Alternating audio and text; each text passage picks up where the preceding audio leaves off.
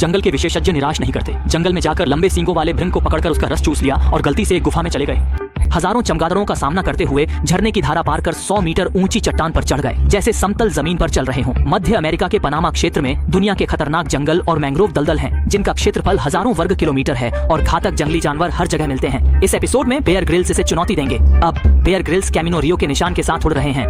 यह 80 किमी लंबा रास्ता जंगल से गुजरता है। बेयर ग्रिल्स ने हेलीकॉप्टर से कूदकर यात्रा शुरू की।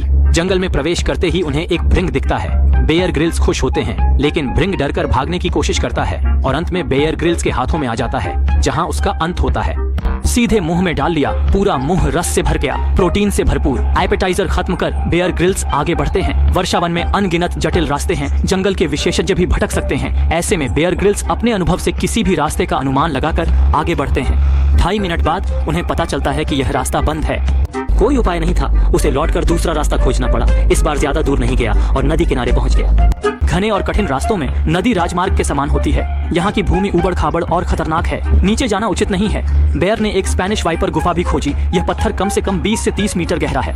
उसने मुड़कर कई मजबूत बेलें इकट्ठा की और तुरंत काम में लग गया। बेलों को बांधना जो देखने में आसान लगता है, यह बहुत कठिन था। बेयर चट्टान पर चढ़कर गुफा में पहुंच गए और अंदर का दृश्य अद्भुत था। रंग बिरंगे क्रिस्टल और मोती चट्टानों से बने थे। नदी के किनारे चलते हुए वह अंधेरी गुफा में गए, जहां कैमरे की रोशनी में कई चमगादड़ दिखे। इतनी प्रोटीन युक्त भोजन के बावजूद वे अप्रभावित रहे। बेयर ने समझाया, ये वो चमगादड़ हैं जो 4000 से ज्यादा वायरस ले जाते हैं। एक बार काटने का मतलब है कि आप उस जगह पर आधा कदम रख चुके हैं। बेयर ग्रिल्स ने देखा कि वह प्रोटीन की पूर्ति नहीं कर सकते, तो तुरंत पछताते हुए गुफा से बाहर निकल आए और एक समतल जगह पर थोड़ी देर आराम किया। कहने की जरूरत नहीं, उनके परिचित साथी को पहले से ही पता था कि वह क्या कर रहे हैं। काफी देर तक खोजने के बाद केवल 2 घोंघे मिले। उन्होंने ज्यादा कुछ नहीं कहा, बस चाकू से घोंघे का मांस निकालकर मुंह में डाल लिया और धीरे धीरे चबाने लगे। बेयर ग्रिल्स के चेहरे के भाव से ही पता चल रहा था कि वह नई और अनोखी जंगल की रसोई का स्वाद चखने के बाद बेयर ने फिर से जंगल की मिठास की खोज की। उन्होंने एक घास की डंडी उठाई, जिसे मुलायम बाहरी परत हटाकर खाया जा सकता है। यह रक्त के लिए अच्छा है और इसे शुद्ध कर सकता है। इसका स्वाद ताजा और कुरकुरा होता है। इसमें प्रोटीन नहीं होता, लेकिन यह हरा भरा और स्वास्थ्यवर्धक है। पेट भरने के बाद बेयर नदी के किनारे बढ़े, लेकिन कुछ ही कदम चले थे कि एक विशाल झरना रास्ते में आ गया। दोनों तरफ की चट्टानें फिसलन भरी और खड़ी थीं।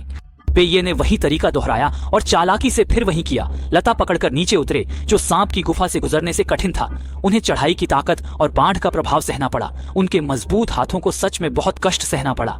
इस समय बेल अचानक टूट गई। इस बार वास्तव में कठिनाई का सामना करना पड़ा। बेयर ने तुरंत अपनी होशियारी का परिचय दिया। पास की चट्टान पर चढ़ना ही उनके लिए एकमात्र अवसर था। इतनी चिंता नहीं कर सकते। उन्होंने तुरंत जगह बदली और वहां पहुंच गए। ऊर्जा खत्म होने से पहले बेयर ने सफलतापूर्वक पानी से बाहर निकलकर खुद को सुरक्षित किया और फिर यात्रा शुरू की। रास्ता धीरे धीरे चौड़ा हुआ। बेयर जंगल से बाहर निकलकर एक छोटे रास्ते के अंत तक पहुंचे। यह बेयर का पुश्तैनी हेलीकॉप्टर है, लेकिन चुनौती खत्म नहीं हुई है। आगे बेयर हेलीकॉप्टर से कुख्यात मैंग्रोव दलदल की ओर जाएंगे। बेयर अपने पुश्तैनी हेलीकॉप्टर में मैंग्रोव दलदल के ऊपर उड़ते हैं। समुद्र में कूदकर तेजी से मैंग्रोव दलदल की ओर तैरने लगा। इस क्षेत्र में बड़े सफेद शार्क होते हैं, इसलिए जल्दी तैरना होगा। जल्दी ही वह मैंग्रोव दलदल के किनारे पहुंच गया, जहां चारों ओर जटिल पेड़ थे। तट से कुछ किलोमीटर की दूरी पर है, लेकिन यहाँ का वातावरण इन किलोमीटर को मुश्किल बना देता है और खारे पानी के मगरमच्छ के हमले से सावधान रहना पड़ता है। ये मगरमच्छ 6 मीटर से अधिक लंबे होते हैं और छिपकर हमला करने में माहिर होते हैं। अगर बेयर का सामना इनसे हो जाए, अच्छे से खाकर ही निकलना चाहिए।